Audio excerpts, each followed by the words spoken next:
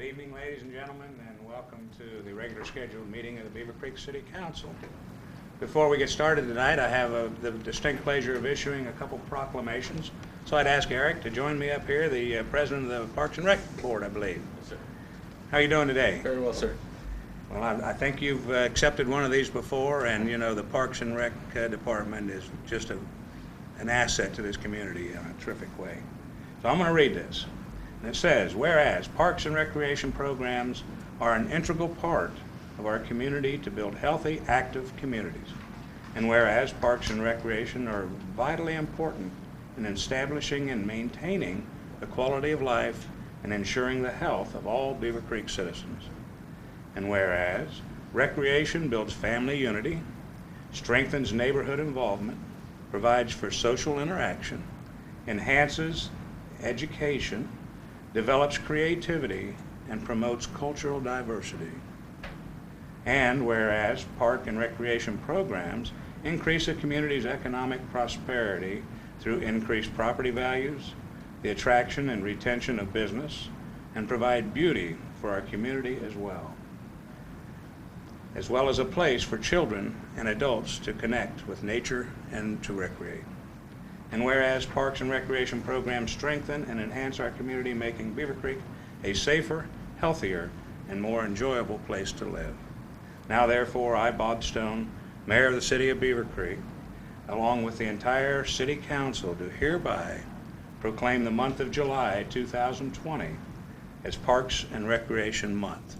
So Eric, I'd like to present this to you, and I know you will present that to your board, and if you have anything you would like to say, please let us hear. Well, yeah, real quickly, Mr. Mayor, council members, thank you very much for your continued support of not only Parks, Recreation, and Culture Department, the board, and the fine folks that work in those areas. We're very thankful for the citizens as well. You read it in here. At times like these, more important than ever for folks to stay healthy and build that immune system and fight off things like we're dealing with the COVID. So we hope that people can responsibly and safely continue to take advantage of these great parks that we have here in the Beaver Creek community. So, well, thanks for what you do, and I had the opportunity to run into some of the kids at summer camp at the senior center the other day. Great. And they're all having a great time, so thank you. Thank you. Is there anyone here today from the Dayton Regional Intern Appreciation Organization? Well, we do have a proclamation for them, and they've asked to be recognized as an organization that recognizes interns that work throughout our community. And so on behalf, therefore, I, Bob Stone, Mayor of the City of Beaver Creek, along with the entire City Council, do hereby proclaim the week of July 6, 2020 through July 10th, 2020 as Dayton Region Intern Appreciation Week. So that is how everybody gets trained, and on-the-job training is probably number one. So we will forward this proclamation on. Thank you.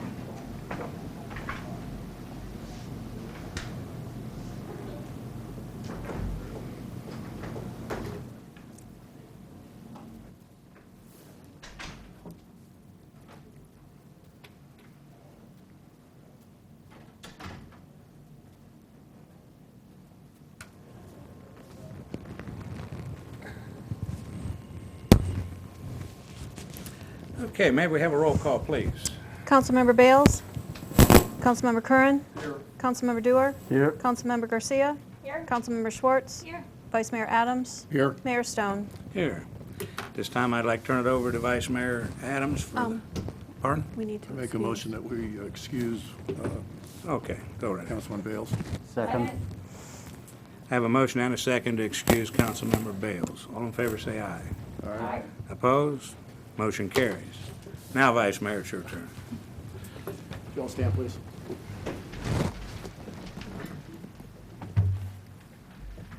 I pledge allegiance To the flag of the United States of America and to the republic for which it stands, one nation, under God, indivisible, with liberty and justice for all.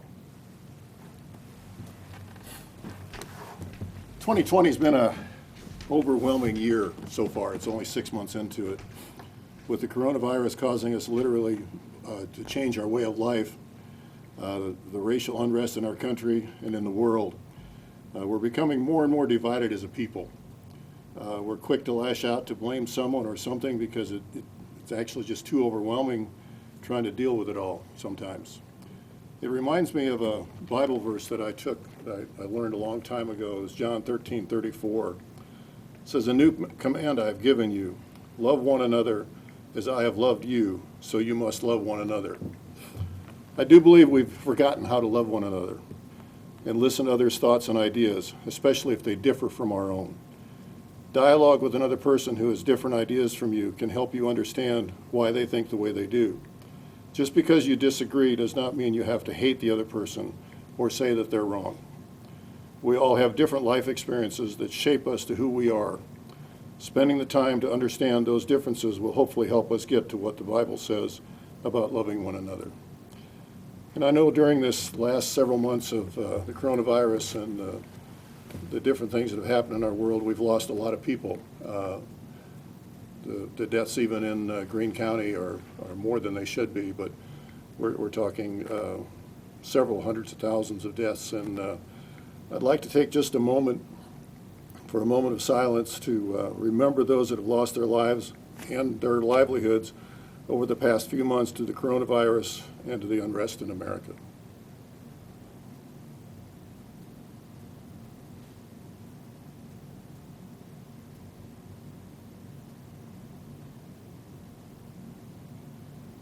Thank you.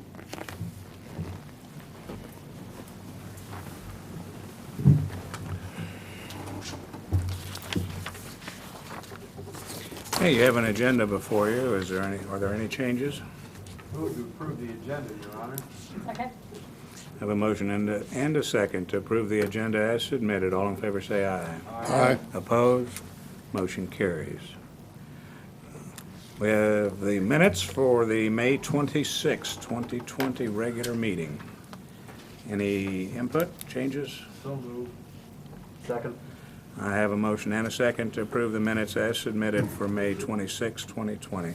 All in favor say aye. Aye. Opposed, same. Motion carries. Next is public hearing, PUD 88-21. This is an application filed by Kayla Holbrook, 1062 Ridge Street, Columbus, Ohio, 43215. The application requests a major modification to the specific site plan to allow for the construction of a 3,152 square foot restaurant located at 2755 Fairfield Commons Boulevard. The property is further described as Book 4, Page 3, Parcel 64 on the Greene County Property Tax Atlas. Thank you. Is there an applicant present this evening? Please come forward when you get a chance there. Hello. Hello there. If we can get a name and address, please, and then you have the floor. Sure, my name is Kayla Holbrook, and my address is 1062 Ridge Street in Columbus, Ohio.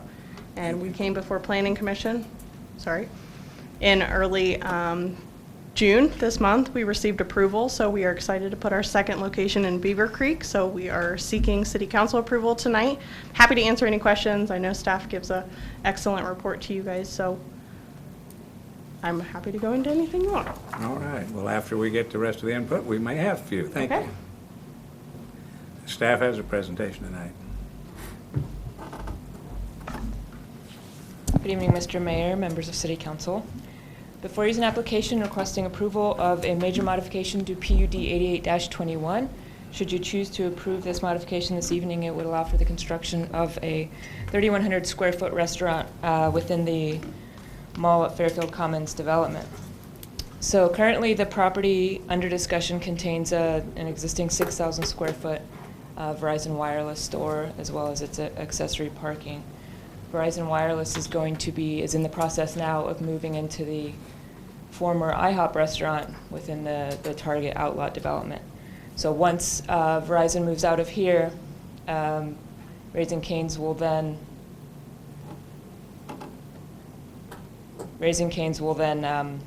demolish the existing building and build their structure. The PUD zoning for the mall has underlying B3 zoning for the uses, and restaurants with accessory drive-thrus are permitted within B3 zoning districts. So in the attached architectural elevations, the applicant's proposing to construct a building primarily of 2 different colors of brick, along with some accessory ephes accents at the entrances, and then also at the drive-through pickup and pay windows.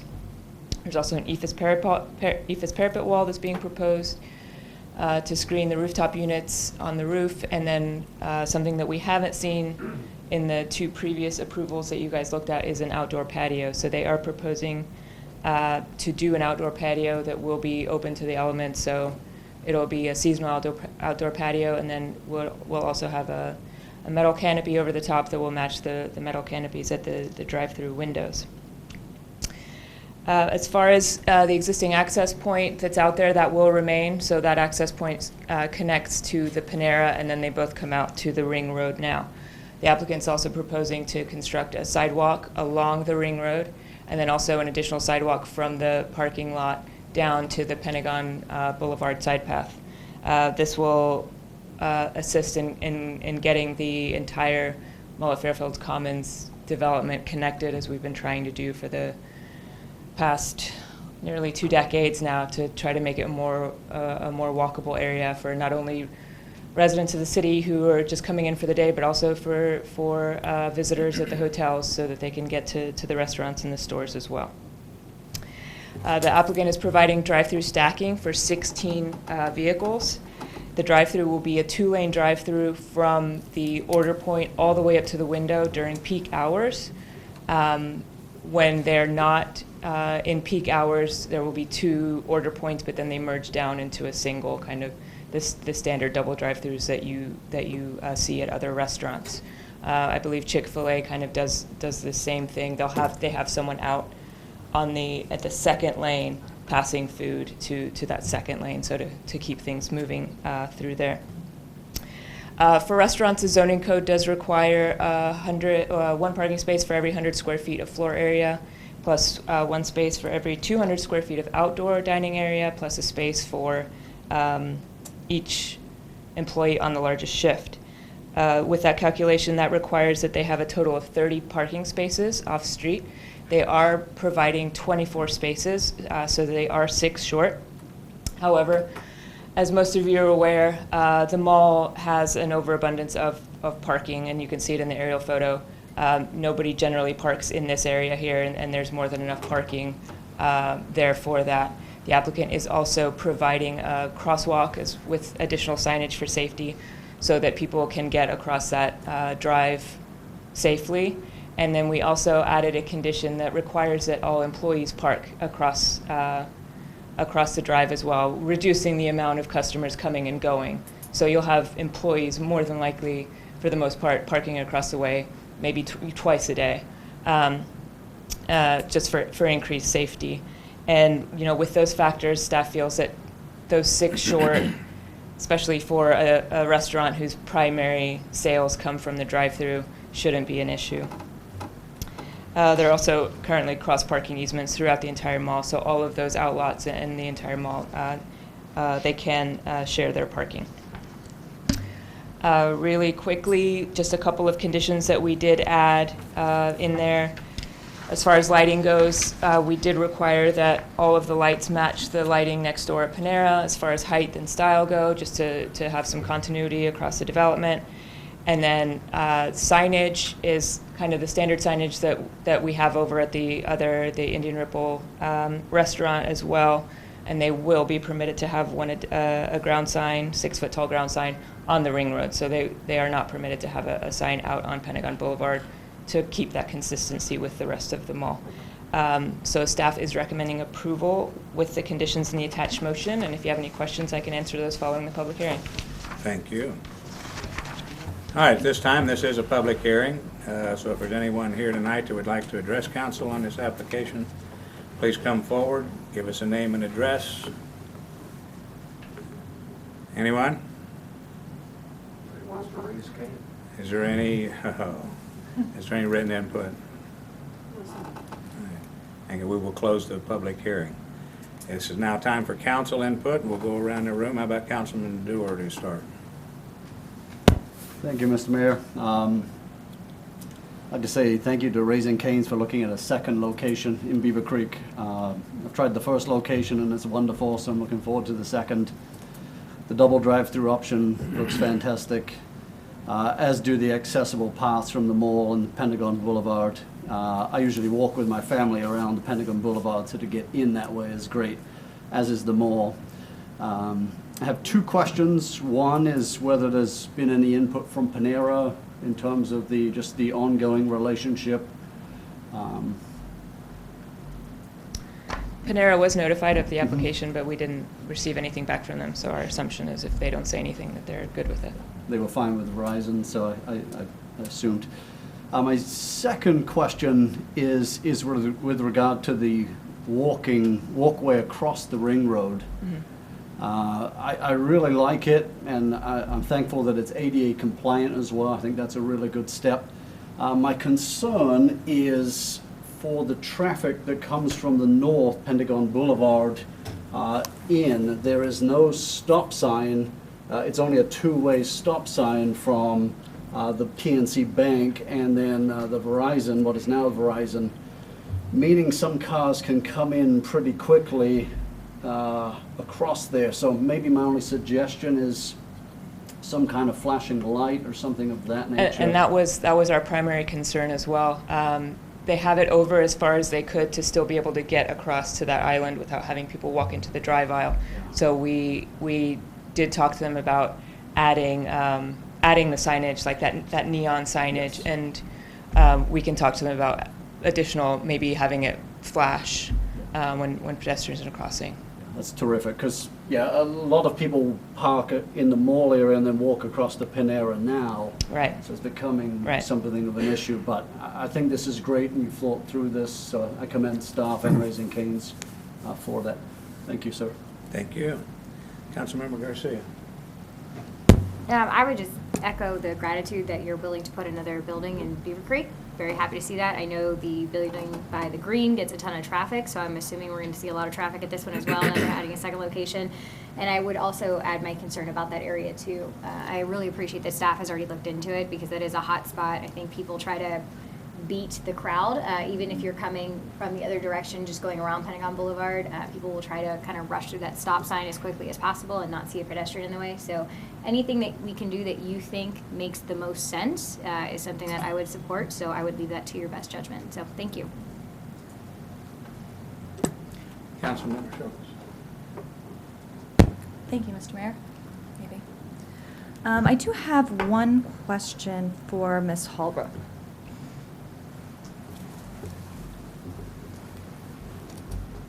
Probably don't need to lug my purse back and forth.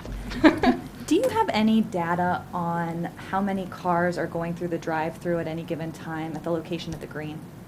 We roughly do about 30 to 60 cars per hour, but that greatly depends on the time of day, the location, a couple other variables, but roughly getting at least a car through per minute is what they're striving for, but they're probably doing close to 2 cars per minute. Okay. I'm sorry, a car in 2 minutes. A car in 2 minutes. I was following. Do you have any concern with the amount of parking or the amount of area to get people through the drive-through in that location, given the fact that Panera is also using that same entrance and egress? No, and we looked at that, and that I think adding that flex lane, that additional drive-through lane that we have not done at another location in Ohio. This was a big push from corporate. Chick-fil-A starting to do that, so we adopted that a little bit, and I think that would help that ingress a lot as people are trying to get in there. And yes, it is very drive-through heavy, but hopefully they're getting the cars circulating through there enough with the way that they've built the drive-through to pull the cars through. Okay, thank you. Staff? Could you also address that from a city perspective, please? Yeah, that obviously was our biggest concern, and when she described how they were going to do the drive-through, having that double drive-through all the way through during peak hours, we felt that it makes sense, especially because Panera doesn't have a drive-through, so the people that are going to Panera, they are specifically just parking, so we don't think it's going to be an issue. Okay, thank you. No questions, Mayor. Thank you. Councilmember Kearns. Yeah, thank you, Your Honor. again, want to thank you for coming into the community. Certainly your site on Indian Ripple's just been fantastic. We can see the kind of business that they're doing, and we're very, very pleased. And we're very glad to see this new facility, and my questions have been addressed by other council members, Your Honor. Thank you. Thank you. Vice Mayor Adams. Thank you, Mr. Mayor. Yeah, it's, when you go last, all the questions have been asked. Sure.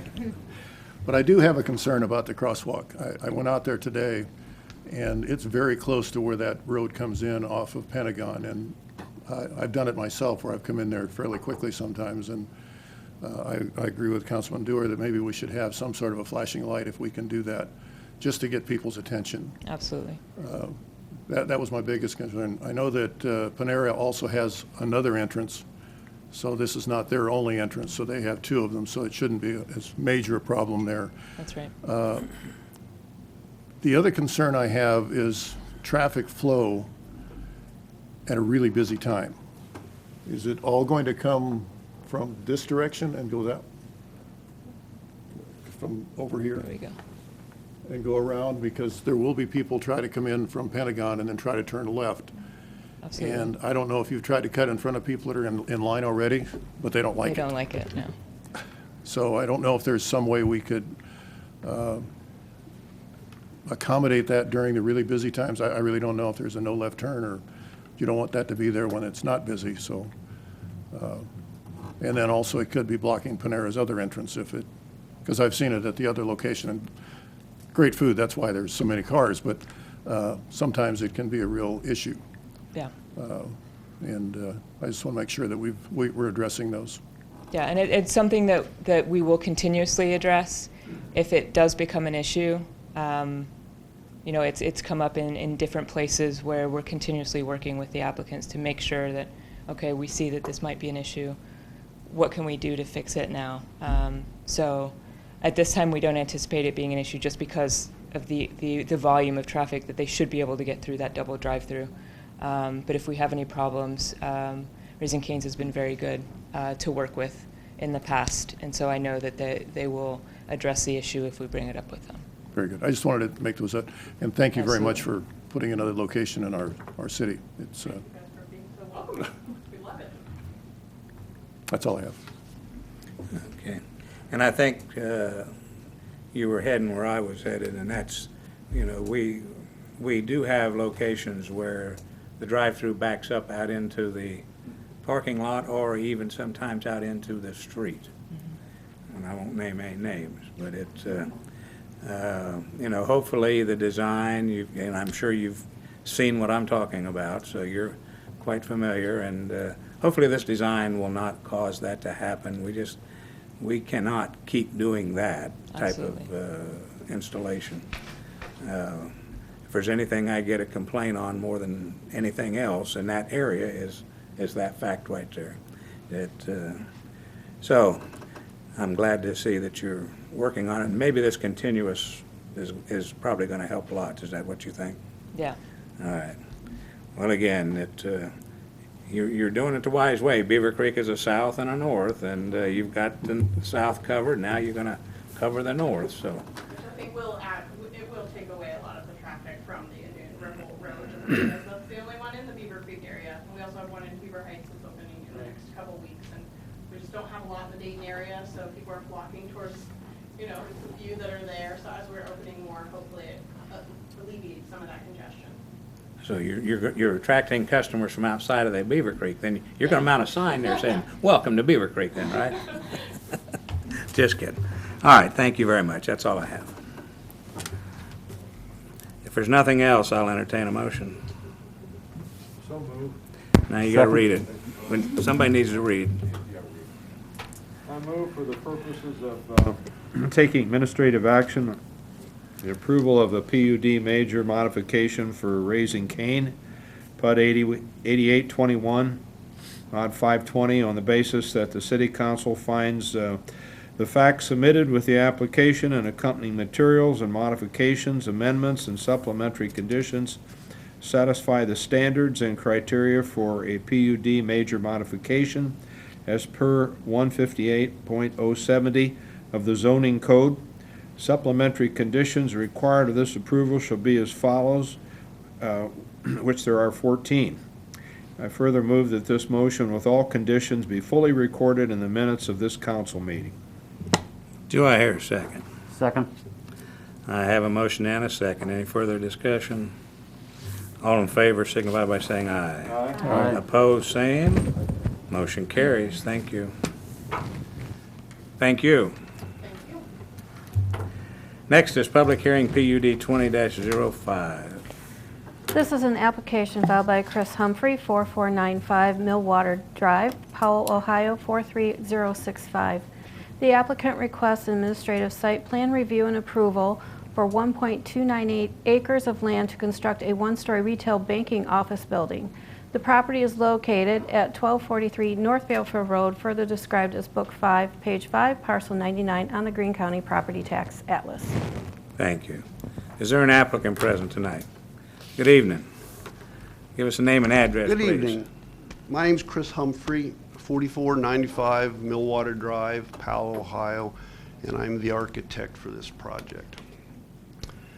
I want to say that West Banco is very interested in improving their location here within Beaver Creek, and they want to develop the lot immediately north of the Frisch's there, which I'm sure you're all familiar with it, occupied by a now unoccupied frame residence and some woods, about 1.3 acres. It's a challenging lot, slopes from the front to the back and the north to the south, but I think we've addressed the challenges there with some great solutions.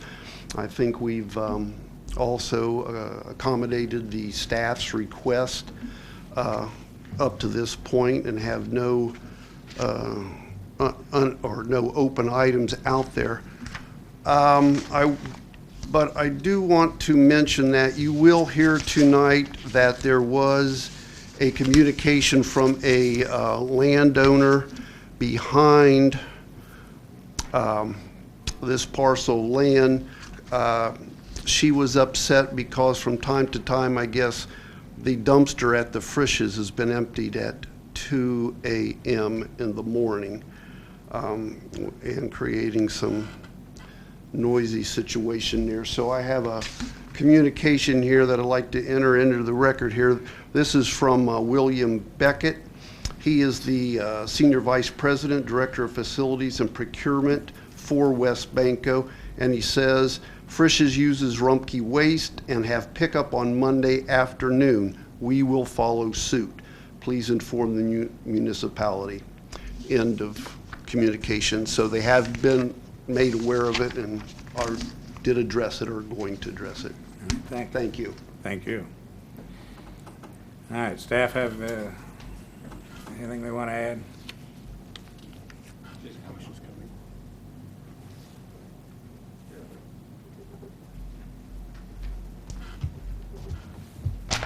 Thank you, Mr. Mayor. Before you is an application requesting administrative site plan review and approval to allow for the construction of an approximately 2,600 square foot bank proposed to be located at 1243 North Fairfield Road. So the proposed location is on approximately 1.3 acres and is just south of the Dayton-Xenia North Fairfield Road intersection, just north of the existing Frisch's restaurant. The property contains one residential structure as well as its accessory garage and driveway and parking areas. It was most recently a plumbing business but is now vacant, and as part of this proposal, the structure, the garage, and all of the parking areas will be demolished. So the property is currently zoned B2 community business and will remain as such. This is not a rezoning. The bank is a permitted use within B2 zoning districts.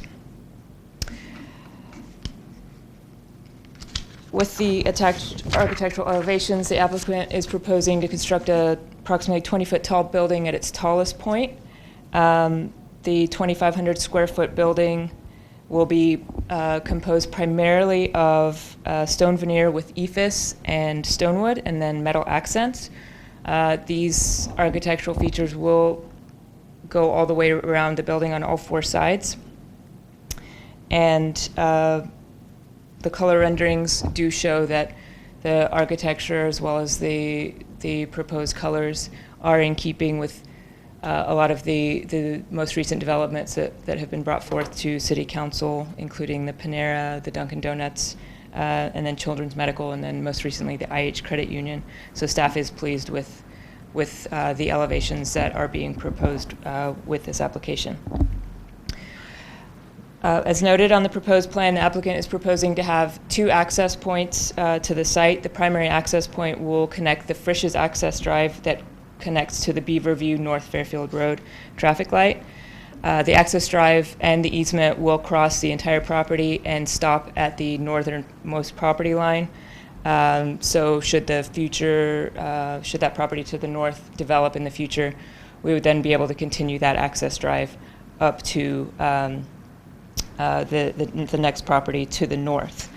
The second access point is off of North Fairfield Road, and it is a right-in only. So it will only be people coming from the north going south will be able to come in, and that's it. If they want to exit the site from, they will have to go out to the light, and then if they want to enter the site to make a left in, they would also have to make that left in at the light as well. As far as parking goes, banks require 1 space for each 250 square feet, plus 1 space for each employee, which makes their requirement 14 off-street parking spaces. They are providing 19 spaces with 1 handicap accessible space. And then as far as the landscaping goes, they're providing a variety of trees and bushes to meet the requirements of our landscape ordinance. One of the things that we did work with the applicant on was maintaining a buffer between the residential properties to the west and this bank. So what we did add a condition to the motion that requires that before they begin any grading, that they install a temporary fence 25 feet in from that western property line. So they would be maintaining a 25-foot green space area that wouldn't be able to be encroached on when they're doing construction. Another thing that we did add is that we asked that they install shrubs all along the back of the parking lot. That way, what I would imagine when the employees are parking in the back there early in the morning, their headlights, aren't shining that way into the residential neighborhood. So we're just trying to keep as much vegetation and as much space between the residential neighborhood and the bank as possible. They are proposing a pond also at the rear. It is a dry pond. The engineering department is satisfied with their preliminary stormwater detention plans, and their final plans will have to be approved by the city engineer before we release any zoning permits. As far as lighting goes for this site, because it's adjacent to the residential district, we do limit their height to 16 feet. And then we also added a condition that they reduce the lighting to 25% when the bank is closed. However, we did add an exception for the ATM lane, ATM area, because the applicant did have concerns for safety, and those are understood. So those lights would stay on, but the rest will be reduced to lower lighting levels so that they don't create any issues for any surrounding properties. The signage adheres to the B2 guidelines for signage, and at this time, this is the only sign they're proposing on the front of the building. We did add in the conditions that in the future, if they choose to, they could add 1 additional sign on the south side of the building as well. Based on that analysis, Planning Commission and staff do recommend approval of this proposal with the conditions in the attached motion. And if you have any questions, I can answer those following the public hearing. Thank you. This is a public hearing, so is there anyone here tonight that would like to address council on this application? Anyone at all? Do we have written input? I do have one, and I believe that was mentioned. Angela Ashbrook of 1270 Enox Drive expressed her concern regarding the dumpster being emptied at 2 a.m., which obviously has already been addressed. So. Okay. Thank you. If there's no one coming forward, we will close the public hearing and we'll open it up to council. We'll start with you, Councilman Curran. Yeah, I have a question. When you come down that hill, it's like an Indianapolis Motor Speedway. You come around that turn, and I know we've got the light there going into Frisch's, but I'm really concerned. You've got this gradual right-hand turn in. I think you ought to cut in and have a deceleration lane or something where people could get over and and go in on a right-hand turn. I can see some rear enders happening. I know you've got a gradual right-hand turn, but I think the curb ought to be cut in so that you could get out of the flow there. Okay. That's really a concern to me that I wanted to express to you tonight. Okay, yeah. I mean, that's definitely something that we can discuss with our engineer and also with the applicant as well. I mean, it may be, just looking at it just off the cuff, like the distance between that northern property line and that turn may make it difficult. You'd be cutting into the property owner to the north. So you would have to cut in here into their parking lot, and that may create some issues. Huh. Let's see if, I understand. let me see if I can pull it up on the aerial photo. Well, if there's any way you can accommodate something like Well, that, yeah, I think you ought to be thinking about We'll it. definitely take a look at it and see There's if a lot of- we can address it in A some lot way. of fast traffic down there. Sure. End of my comments. Councilmember Shaw. So I also echo those concerns a little bit. What is the reasoning for putting that right-hand turn lane in there and just not utilizing the stoplight? Well, originally it was supposed to be a right-in, right-out only, and that was what was on the original plans. Then the applicant negotiated with the engineering department to just make it a right-in only because the city engineer felt that it was much too close to that intersection to be a right-out. So that's the reason it's there. I mean, I am assuming that the applicant would like to have as many access points as possible, but obviously the preferred point is at the light. Mr. Humphrey, could you address that, please? And our city engineer is here. Well, of course, the history of developing this lot for West Banco is when they were looking at purchasing it, the city did say, yes, you would be allowed to have direct access onto the road. And of course, that was very desirable. And the reason it's very desirable is because convenience means a lot to a lot of people. Inconvenience can be the loss of customers and the loss of business. And it would just devalue the lot, certainly if that lot was, went back on the market, but they had to say you couldn't have a direct access. But so, no, it's for the convenience of the customers and the promotion of the business for West Banco. Okay. And as was stated, initially, we weren't told about any restrictions. Then it was right turn in, right turn out. And then after we had submitted, the concerns were raised about the left turnout. The reason being that it was the right turnout, the reason being that it was too close to the light. And so we gave that up and settled for right turn in only. Okay. Thank you, sir. Compliments on the building architecture. It's beautiful. I think it'll be a great location. I actually was on Planning Commission when we had some other proposed things that were being proposed to put in that lot that just did not really mesh with the community surroundings. And so I appreciate that a bank is now proposing to go in that slot. That's all I have.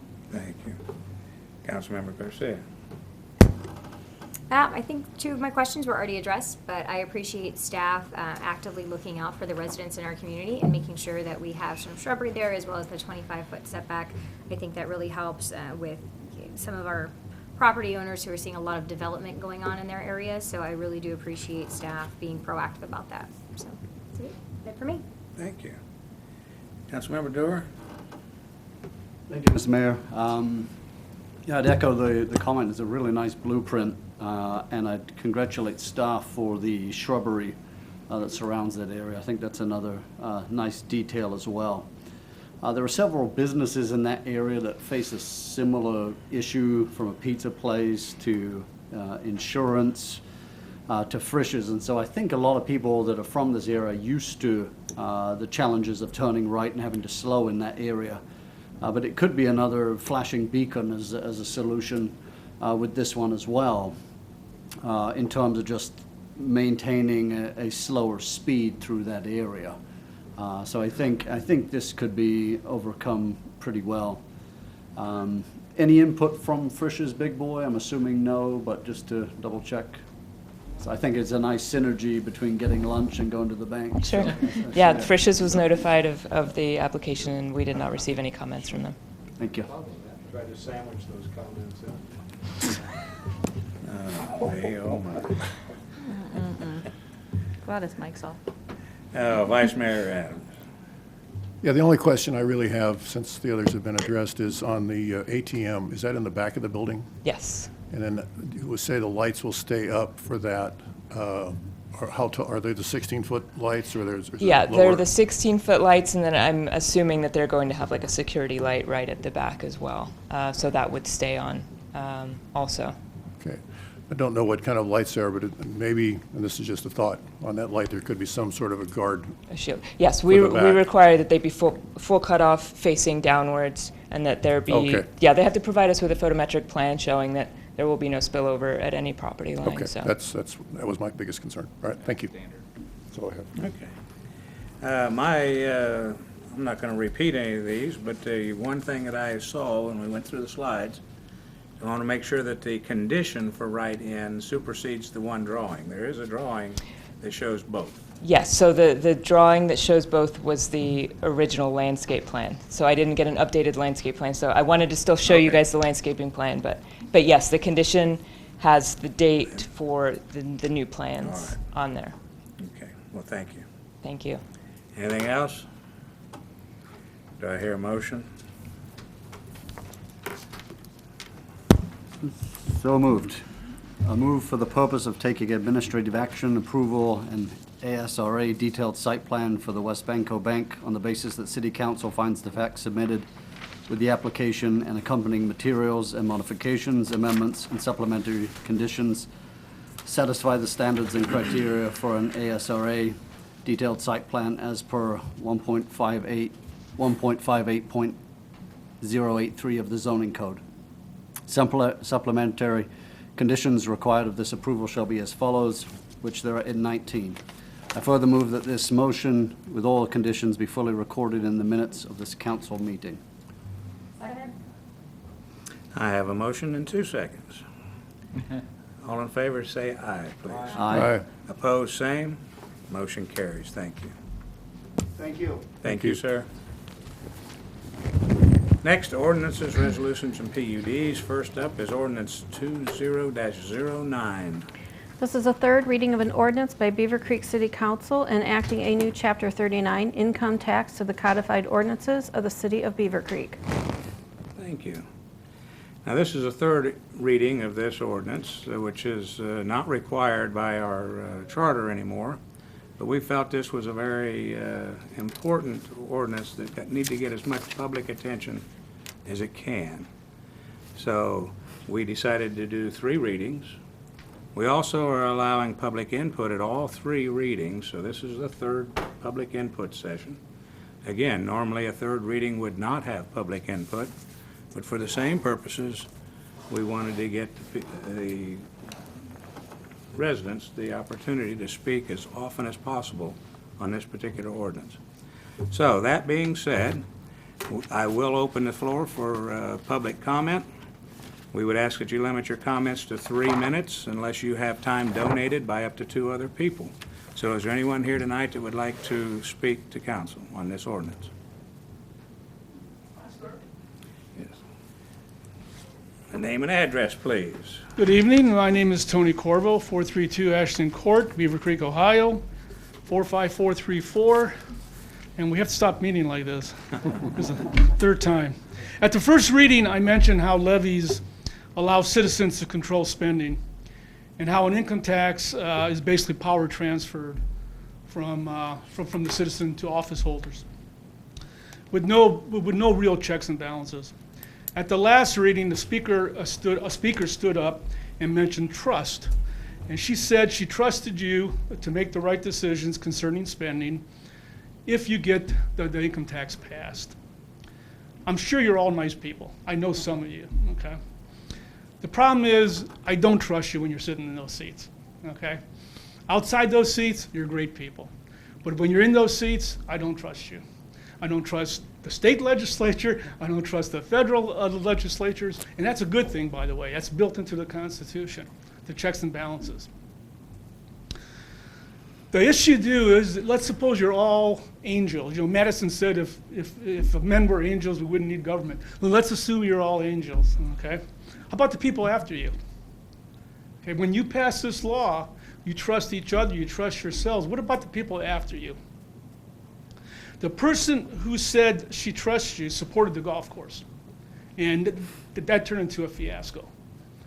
And without checks and balances, with an income tax for future council, it could turn into many, many golf courses. That mistake with the golf course was not an honest financial, just a flip a coin, yes or no. It was a basic misunderstanding of what the fundamental role of government is. And the fundamental role of government is not to build golf courses. That's where the mistake was made.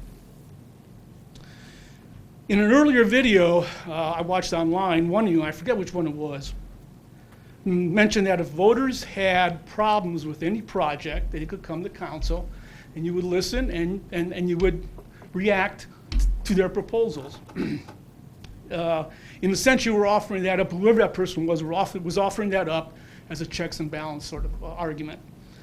Once upon a time in a land far, far away, okay, we all know that's not a good checks and balance. Okay, we all know that we had some real Lulus on council and over the years. I've been here since '94. I fought the last, was it 4 or 5 income taxes? I fought the green, and there were a lot of mistakes made, and there were a lot of people who had outside agendas, and it was unfortunate. And that's why I don't trust anyone sitting in an office that has control over me and control over my money. Without voter checks and balances over the years, an income tax will bring many golf courses, as I said. I also believe that in time, over time, maybe within 10 years, this city would ask for an increase in income tax, even though revenues went up. And you may even ask for the levies to come back. Thank you. Thank you. Anyone else like to address council? Come on up if you do.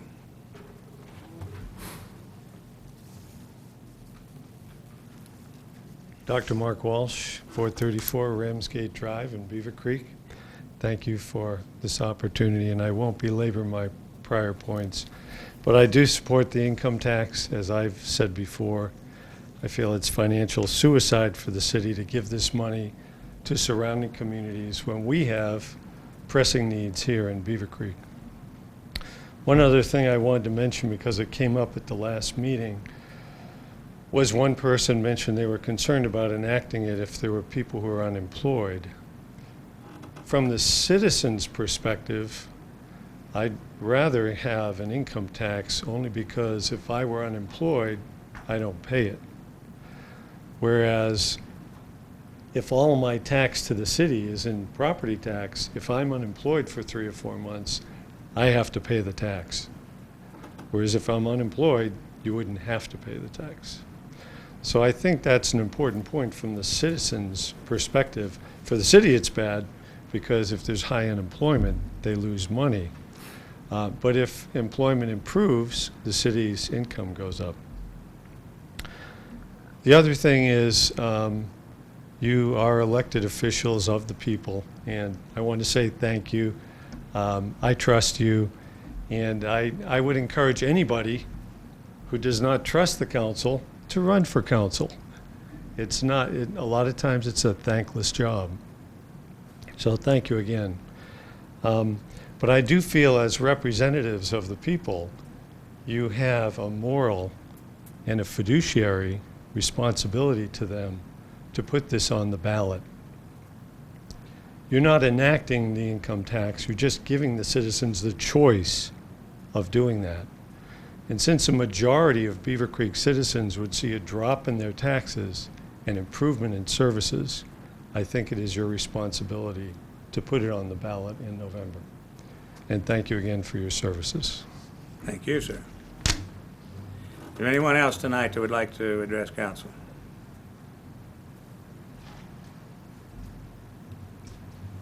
I'm Al Cummings. My address is 2669 Greenside Drive, 454321. I've been in our community for 40 years. A few more years than you, sir. I trust you. I've watched the income tax decisions over the last 2 times and now this time, and I think we're much better positioned today to provide the citizens a lot of data and metrics that they haven't had in the past. I was very involved in the 2 times ago, not so involved in the last time. Tertiary, kind of a tangential involvement at this point in this one. And it appears to me that many of the questions that have been asked in the past have been addressed pretty well this time, from what I can see. And I like the idea of having non-residents pay our bills, frankly. I think that's a wonderful opportunity for us.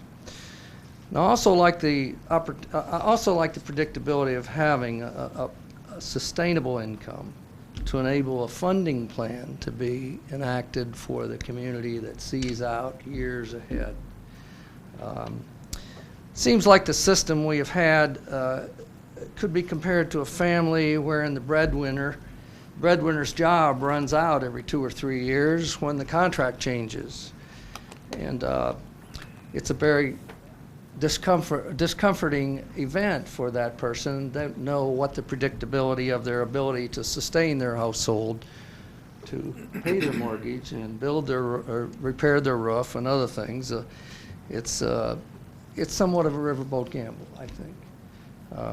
Such a system does not really lead itself to paying the mortgage or fixing that roof, as you know, whereas a predictable income would give us an opportunity to plan. And I think we've had a shortfall in that. Where are we going to be 5, 6 years from now? We don't know, because we don't know where that levy is going to pass. We don't even know what the size of the levy is going to be.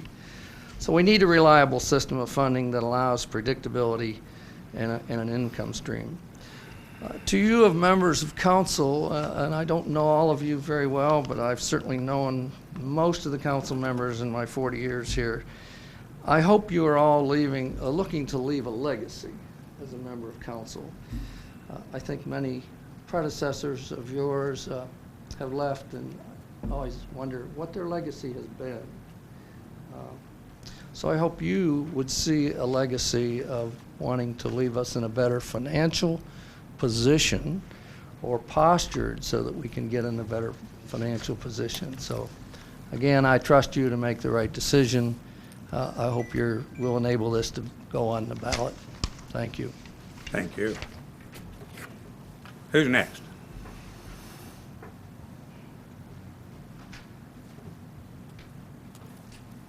John Mitchell, 3955 Maple Grove Lane.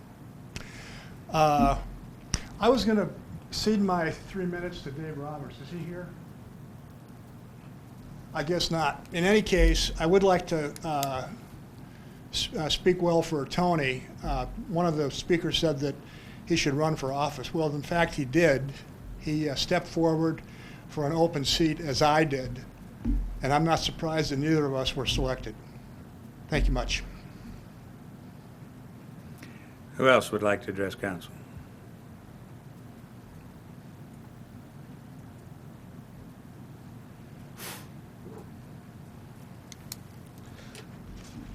Brian Jarvis, 825 Timberwood Drive in Beaver Creek.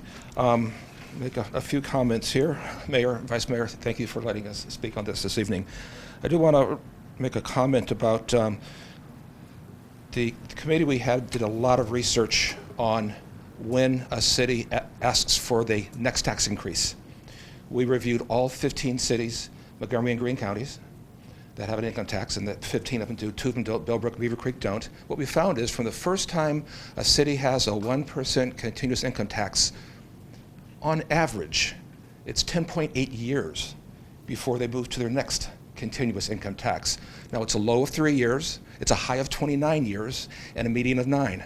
But eventually, if business growth does not continue, and we depend upon you growing business so that there's more employees and more income tax collection, should that falter, we know in our region what that is. A low of 3, a high of 29, an average of 10.8 and a median of 9 years. So eventually, yes, and nobody has said there wouldn't be an income tax request again ever, forever, forever, forever. No one has ever said that. What we do know is that without a significant increase in revenue, the city won't be able to maintain quality services. And you have to find a solution for that. You won't be able to address your $200 million backlog of infrastructure and deferred maintenance that needs being done. You have to make a decision that sets us on a path to fulfilling those needs, which is your job to do. Currently, Beaver Creek property owners pay the 4th highest city effective millage of any city in Montgomery or Greene counties. So when people are saying their property taxes are high, that it's a truism. This is compounded, unfortunately, by people not wanting to pay higher taxes for city services. So that makes your job all the much harder. You've seen the numbers. In your 2020 budget document, your police department, not enough budget.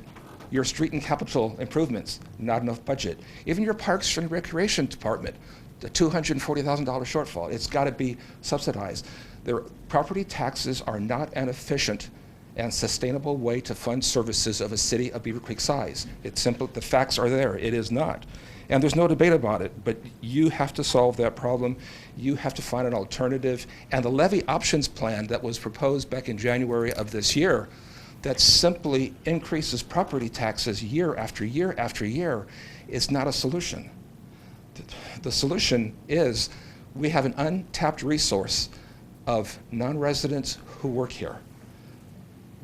They take $10 million plus out of us every year and bring it back to their home communities to support their police department, their street department, their parks, and keep their property taxes low. That has to stop. Mayor, this is a choice. It's a hard one. I've been in your shoes before, and you have to go by the facts, not let conspiracy theories or anything distract you. You have to do what's best for the city and the residents of Beaver Creek. Thank you for your time, and thank you for all that you do for the city. Thank you. Next, please.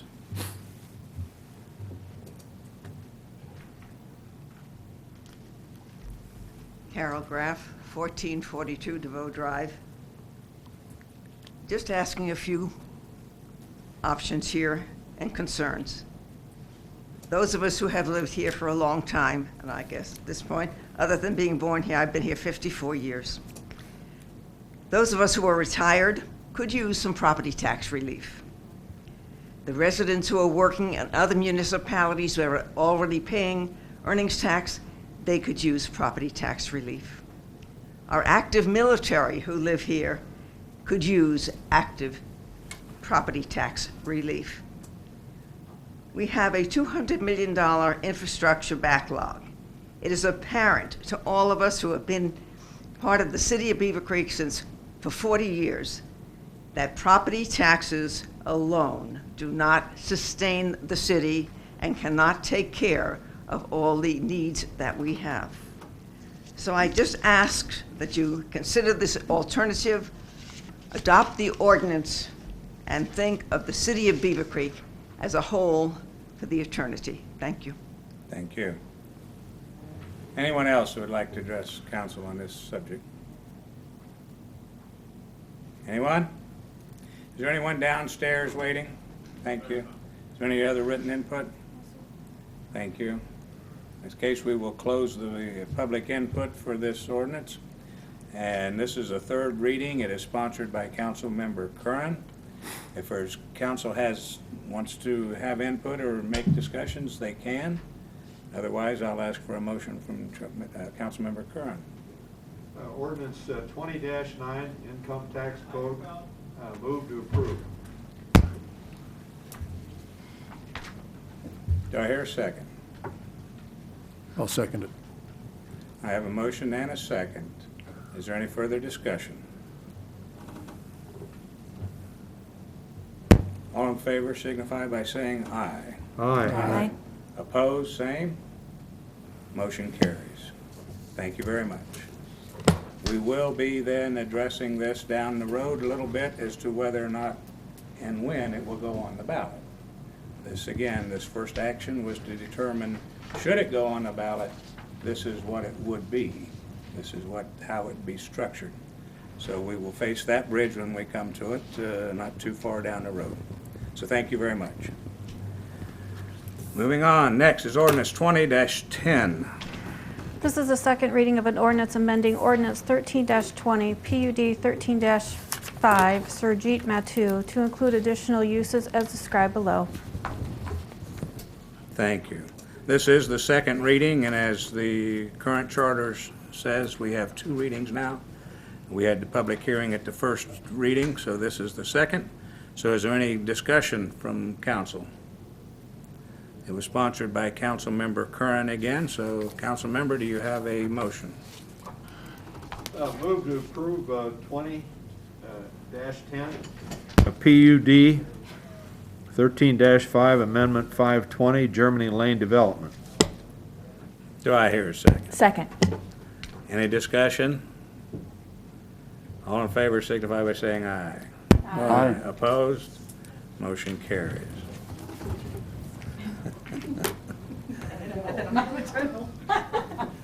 How did it become so popular, Your Honor? I do not know. Next, ordinance 20-11. This is the second reading of an ordinance amending the zoning map by rezoning approximately 6.283 acres of land from R-1A, one family residential, to A-1 agricultural. The property is further described as Book 5, page 9, parcel 33 on the Greene County Property Tax Atlas. Thank you. This is the second reading. Again, this ordinance was sponsored by Councilmember Dewar, so we took it away from you, Mr. Curran. And, but is there any discussion? Do I hear a motion, sir? Motion to approve ordinance 20-11. Second. I have a motion and a second to approve ordinance 20-11. Any further discussion? All in favor say aye. Aye. Opposed, same. Motion carries. Next, ordinance 20-12. This is the first reading and public hearing of an ordinance to establish one new special revenue fund and to eliminate one special revenue fund from the in conformity with generally accepted accounting principles. Thank you. Good evening, sir. Good evening, Mayor, members of City Council. As you're all aware, House Bill 481 authorized and appropriated a distribution of $350 million to the CARES Act funding for the Ohio communities and to cover the COVID-19 eligible expenses. The funds will be sent into the county, who will in turn divide those up according to the local government fund distribution process. In order for us to get those funds, we also need to update our accounting system and to add a fund, special revenue fund, to accept those funds and also to show the distribution and verify that they were used for eligible expenditures. That's what this actually does, is establishes this new revenue fund. And it'll be called the Local Coronavirus Relief Fund. There's also a companion piece you'll be approving later, the resolution that also requires adoption and for us to authorize and to accept the distribution from the state to the county to the city. So, and while we were cleaning up some of the accounting things and adding a new fund, we always like taking a look at the funds we have out there that we haven't used in a while, and one of those was the youth activity funds that was established in 2000. It was really designed to receive grant money and donations for the youth activity group. And what's actually happening was that we utilized all the money, and they actually created their own financial system to account for donations and to record their financial activities. So that fund for the city was no longer necessary to keep it out there. So we've decided to close that fund, and you have to do that officially with this ordinance also. So I'd be happy to answer any questions you might have. Thank you. Are there any questions? And this is the first reading of this ordinance, so I will ask, is there anyone in the public that would like to address council on this ordinance? Seeing none. Any comments from council? Need a motion to move this on to the second reading, please. Mr. Mayor, I move to move ordinance 20-12 to the second reading. I have a motion and a second to move ordinance 20-12 on to the second reading. All in favor say aye. Aye. Opposed, same. Motion carries. Thank you. Next is resolution 20-15. This is a resolution by Beaver Creek City Council to request.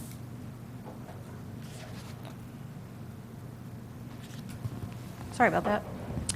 This is a resolution by Beaver Creek City Council to request the City of Beaver Creek share of funds from the County Coronavirus Relief Distribution Fund and affirming that upon receipt of all such funds, all expenditures therefrom will be in compliance with Section 5001 of the CARES Act and any other applicable laws and regulations. Thank you. Sir.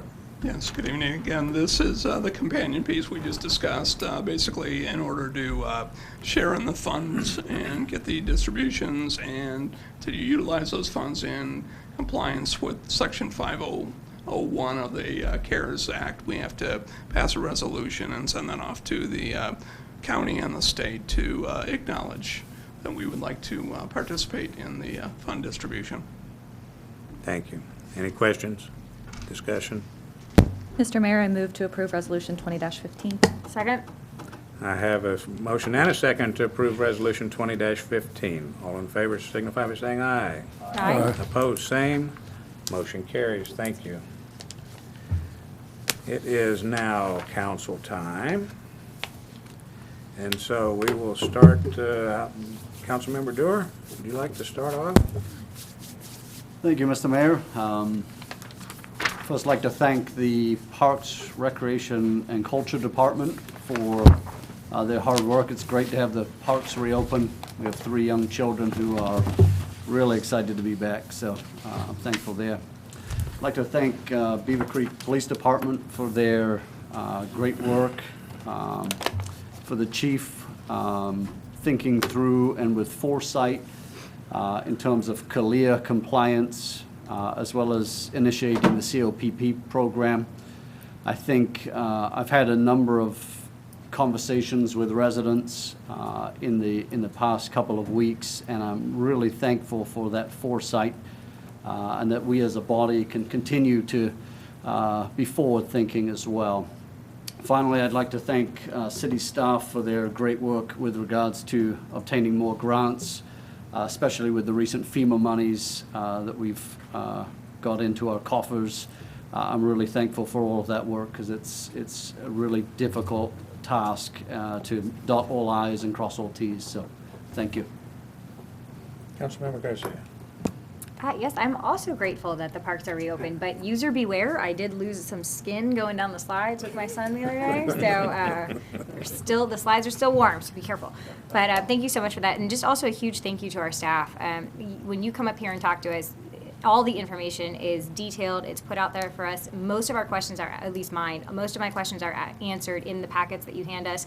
And when you talk up here tonight, it really shows your dedication to our city, as well as I said with our residents, making sure that you think through how this will affect our residents in business areas. So I'm very grateful for that as well.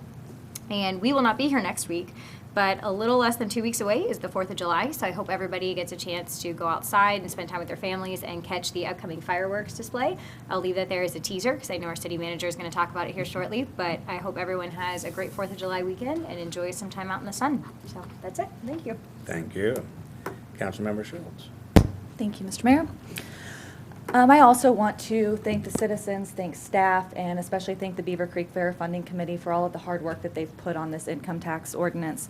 I know that there has been a lot of questions, there's been a lot of contemplation on this, and I know that there were a lot of questions that were answered that perhaps really weren't getting the attention that they needed the first go around. So your efforts have not gone unnoticed, so a great thanks to them.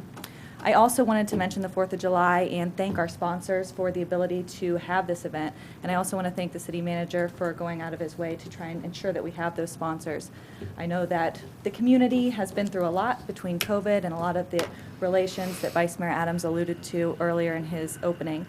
So I think that this is a perfect time, especially even with the tornado last year. We all haven't had a time to come together and be together and kind of celebrate things. So I think this will be an excellent opportunity. That's all I have. Thank you, you. sir. Councilmember Curran. Again, thank you, Your Honor. Again, I want to congratulate the Parks and Recreation. I really enjoyed reading their websites and their efforts to try to keep people active in this very, very difficult time that we've had, and I think they've done a yeoman's task in that particular area. Also, just second comments that are being made about the 4th of July. I want to encourage our folks in Beaver Creek come out to the mall and enjoy an evening of fun, and I think it'll just be a real celebration. Thank you. Thank you. Vice Mayor Adams. Thank you, Mr. Mayor. I too want to echo some of the comments about thanking our staff for the quality product they give us to prepare for these meetings. It's usually upwards of 130 to 150 pages. I do my best to read them all, but I have to admit sometimes I get a little sleepy. But I do try to do it. It's good information, and it really helps us to decide what's the best course of action for us to take. I echo Councilman Dewar's remarks about the police department, and the police department's considering having a Citizens Police Academy later this year. With COVID and everything, we don't know for sure how that's going to happen, but if it is done, I heartily recommend trying to apply and attend that. The program illustrates what police officers do in our city. I know when I took the class several years ago, I learned a lot of things I didn't know. I had no idea that our officers did all of these things. It's well worth your time. On another note, all of our businesses and local organizations are slowly starting to open up for business and do their best to get back to normal, whatever that normal may be. Please go out and patronize our local businesses and local organizations as they work to serve you, but be sure to follow the guidelines that are in place. And there was one little thing that I saw this morning on the news. I was watching it, and there was a 9-year-old girl from Washington, D.C. that went out and rollerbladed in the plaza there. And her mission is to try to spread a message of hope by remembering the positive things in your life. I'd ask you all, including myself, to think of one thing you can do to make your world a little bit better place. Take the positives in your life and share them with someone else, and encourage them to look for the positives in their own. If we can all make our own little sphere of influence better, then the whole world can be better. Thank you very much. Thank you. Well said. Again, with everything that is going on, we are all a little, we attend to fewer things than we might normal. But I do want to thank Mayor Jarvis for all his hard work over the last year plus on putting together the ordinance for the income tax, and all the people that are working with you. It's been a lot of work, and so you deserve the recognition for that. I did have the opportunity to go to the change of command out at Wright Pat. The 88th Air Base wing commander is Colonel Patrick Miller. He is taken over for the next 2 years. Colonel Sherman is departing, going to the Pentagon. And then we also then have the Air Force Research Lab as a new commander, Brigadier General Heather Pringle. And so, I guess it's good and it's bad, but about the time we get to know these people, they often leave us. But they do such a fantastic job out there in the base, and I get the opportunity to go to attend those periodically, and so I appreciate it very much. I want to thank those that organized the demonstration back on the 13th. That was a peaceful demonstration, and I appreciate their willingness to talk to our police department ahead of time so that everybody's on a clear understanding as what can and can't be done. I mean, we all have to deal with that every day, regardless of whether it's a demonstration or it's just crossing the street. We need to know what you can and can't do. So I want to give them credit for taking the initiative to make that contact. And I, too, am looking forward to the 4th of July up tomorrow, the fireworks, and I think it's going to be quite a good time had by all. So with that, I know that we're going to get some more information from the city manager. And so everybody was complimenting staff today. I do want to give a little compliment to our city manager. He deserves a few days off. He's been running ragged here for the last couple months. and I know very well, I'm in his office maybe more than he'd like me to be, but I thank you, sir, for your hard work and long, long hours. With that, it is your turn. Thank you, Mr. Mayor. It's my pleasure. As I think all of you guys know, I take very deep pride in what I do, and my service to the community is from the heart. I don't know how to half do anything. I fully jump in, and sometimes that's my kryptonite at the same time, you know.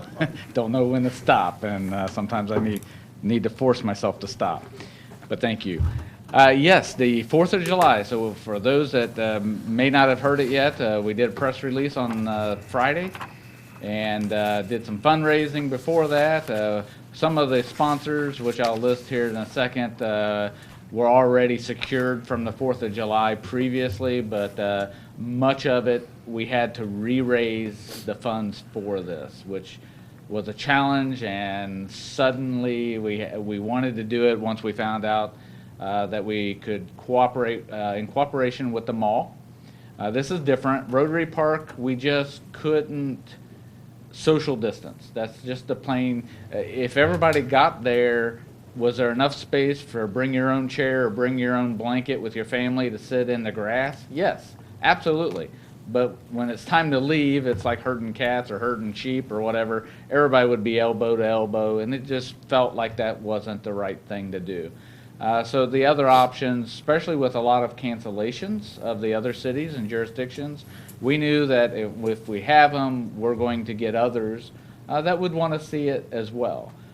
So the thought was the mall, and mall had some experience with setting off the fireworks the last few years, so we knew, okay, let's talk. And so that's what happened.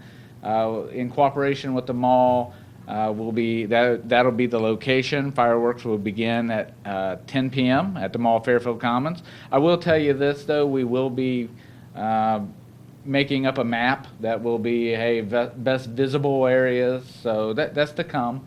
We'll post it on social media and so forth, so just be watching for that once we have that information. We think we know, but we're getting help from the actual fireworks people that should know where the best visible areas will be. Prior to that, though, this is kind of a new thing for us, but Mr. C, those who have known, has always done an act with our Parks Department many times, but has that in his act usually after the fireworks down Rotary Park. Well, this is going to be a video, so he's going to be able to partly be live and partly be video, and it'll be on our Facebook page and at 9 o'clock. That way the kids that are on the way to getting in place, everybody has their phone, they'll be able to just stream it live on your Facebook and watch Mr. C and entertain the kids a little while before he's good at this, so there's no doubt about it, before the 10 o'clock setting off. So 9 o'clock, that'll be exciting there. So just more information is to come, but I wanted to take time to thank this year's sponsor, Synergy Building Systems, Kettering Health Network, which was through Soin, Woolpert, always a good partner, Tree Care. For those that don't recognize that, think Bunyan, think big black trucks with the cranes that helped us out during the tornado. That's Tree Care. Reichley Insurance, SIPCO LTD, which SIPCO is, you recognize it by Phillips. You know Phillips. Brian Jarvis, Beaver Creek Park District, and Radiance Technologies. So without this, we could not set off one firework. So thank you to the sponsor. For years and years, the fireworks show and the parade have been sponsored and funded, and so this year is no exception to that rule, that we thank the sponsors for making this happen. The show will go on, so we're thankful. Next, I just want to real quick talk about crews at work and which road. Am I talking about? Well, a lot of roads here. Specifically, I'm talking about the painting of the lines in the streets. We just want to bring attention that when we have a paint truck striper, and when they're putting that paint down and they're putting the cones down. If you cross over that line, you will get paint on your tires and possibly splat up onto your car. So we're trying to warn people, don't cross the line. That's what the cones are for. When it's dry, we'll pick up the cones.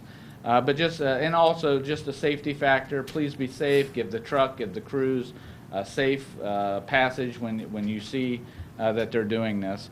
You know, these lines, I tell you, when it gets dark and stormy and rainy, you want those lines. So that's why we do the lines. And of course, hopefully it lasts to the winter, so we can see the yellow lines and stuff like that when it snows, so you can tell, are you in the middle of the road or what, right? So please just be patient with us as we do the cones, and please think about before you cross a line with the cones there. You may get some damage to your car, so please just be pre-warned here. And Greene County Environmental Services is just offering new public access hours for recycling and yard waste and mulch. So there's the hours, Monday through Friday, 10 to 6, Saturday, 9 to 4, and Sundays they are closed. And materials they're accepting for recycling include cardboard, paper, metal, cans, plastic bottles, glass bottles, and yard waste. Yard waste is branches, grass, and leaves. And of course, if you ever have any questions, you can feel free to contact the Environmental Services, which they're awesome. Let me give them a plug. They also helped us during the tornado, and that was where half our debris was. And they really helped us manage our debris. So Environmental Services are a great bunch of people that really will help you if you have any questions with that. And other than that, that's all I have tonight, Mayor. Well, thank you. Thank you. All right, at this point, next item on the agenda is citizen comment. So is there anyone here tonight that would like to address council on any issue whatsoever? If there is, please come forward and give us a name and address. Seeing none, we will move on. Do I have a motion? Motion to adjourn. Second. I have a motion and a second to adjourn. All in favor say aye. Aye. We are adjourned. Thank you.